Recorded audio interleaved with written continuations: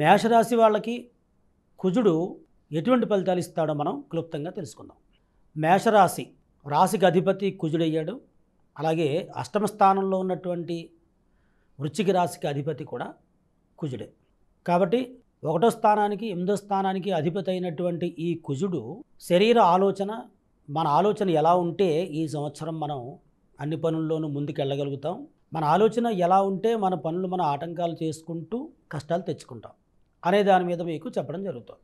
ఈ సంవత్సరం ఈ రాశి వాళ్ళకి కుజ ప్రభావం ఎలా ఉంటుంది అంటే, కుజుడు ఈ సంవత్సరం వీళ్ళకి కుంభరాశిలో ఉన్నాడు. కుజుడు అష్టమాధిపతి, శరీరానికి 1వ స్థానం లగ్నానికి అధిపతి అయినటువంటి గ్రహం లాభంలో ఉన్నందువల్ల ఈ రాశి వాళ్ళకి ఖచ్చితంగా కష్టంతో కూడుకున్నటువంటి లాభాలు లభిస్తాయి.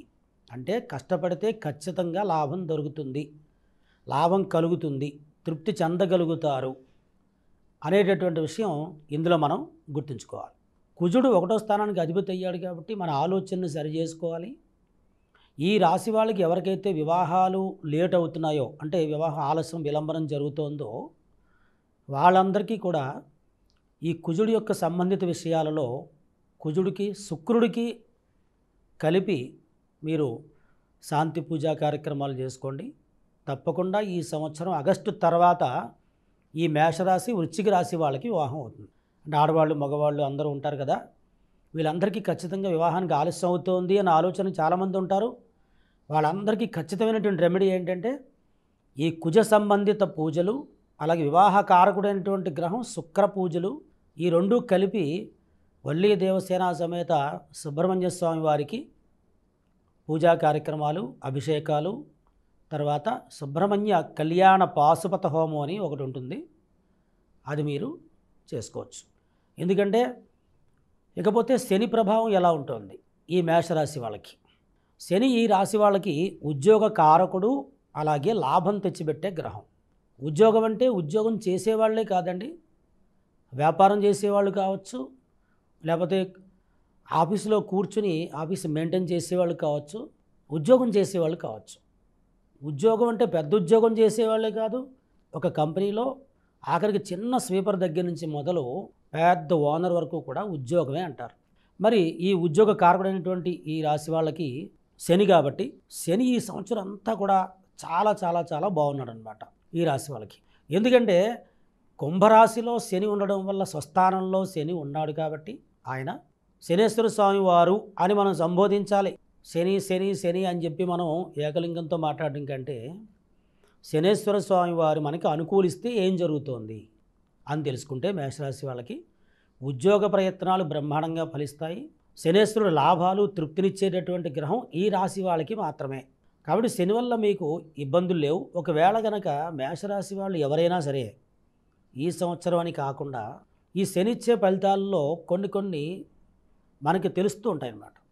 ఏమిటంటే చేస్తూ ఉన్నటువంటి ఉద్యోగం కానీ వ్యాపారం కానీ మనకి బోర్ కొట్టినట్టు అనిపించడం, మనం కొత్త వ్యాపారం స్టార్ట్ చేద్దామా లేకపోతే కొత్త ఉద్యోగంలో జాయిన్ అవుదామా అని చెప్పి ఉన్నదాన్ని వదిలేసి కూడా మనం ఖాళీగా తిరిగేవాళ్ళు ఈ మేషరాశిలో ఉండొచ్చు కదా.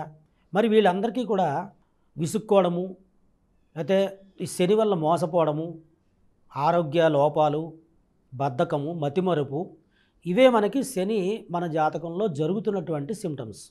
ఇవి తెలిసినప్పుడు శనికి పూజా కార్యక్రమాలు చేసుకుంటూ శనేశ్వర స్వామి వారికి తైలాభిషేకము, నువ్వుల దానము, అది అయిన తర్వాత శనేశ్వర స్వామి వారికి పూజ, మన జపము, అది చేసిన వాళ్ళు అది చేసుకోవచ్చు, లేకపోతే జపం చేసుకోవచ్చు. జపం చేయించి 19,000 సార్లు తర్పణం వదిలి ఒక చిన్నగా రుద్రహోమం చేయించండి.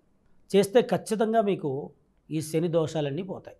శని యోగిస్తే ఏం జరుగుతుంది, యోగించకపోతే ఏం జరుగుతుంది? యోగించకపోతే ఉన్నదాన్ని పాడు చేసుకుంటాము, యోగిస్తే గనక మనం ఉన్నదాన్ని కాపాడుకుంటూ ఉద్యోగం కానీ వ్యాపారం కానీ ఒక స్థితి కానీ దాన్ని పాడు చేసుకోకుండా అందులోనే అలా అభివృద్ధి చెందుతూ ఉంటాం. శని వల్ల ఇంత ఉపయోగం ఉంది.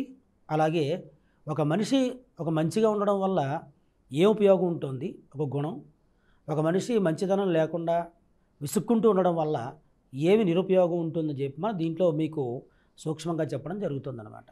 కాబట్టి మేషరాశి వాళ్ళకి ఈ సంవత్సరం అయితే మాత్రం కుజుడు వల్ల వచ్చేటటువంటి విషయాలు, జాబులో కొన్ని ఆటంకాలు వచ్చే అవకాశాలు ఉంటాయి. ఎందుకంటే శని కుజులు కలిసి ఒకచోటే ఉన్నందువల్ల ఈ యొక్క కుజుడి యొక్క ఎఫెక్టు శనికి తగులుతోంది కాబట్టి కష్టాలు ఇచ్చే గ్రహం అష్టమాధిపతి ఉద్యోగ స్థానాధిపతితో కలిసి ఉన్నాడు కాబట్టి ఇప్పుడు ప్రస్తుతం కొంచెం ఈ శని వల్ల కొన్ని ఇబ్బందులు వచ్చే అవకాశాలు మనకి కలుగుతాయి.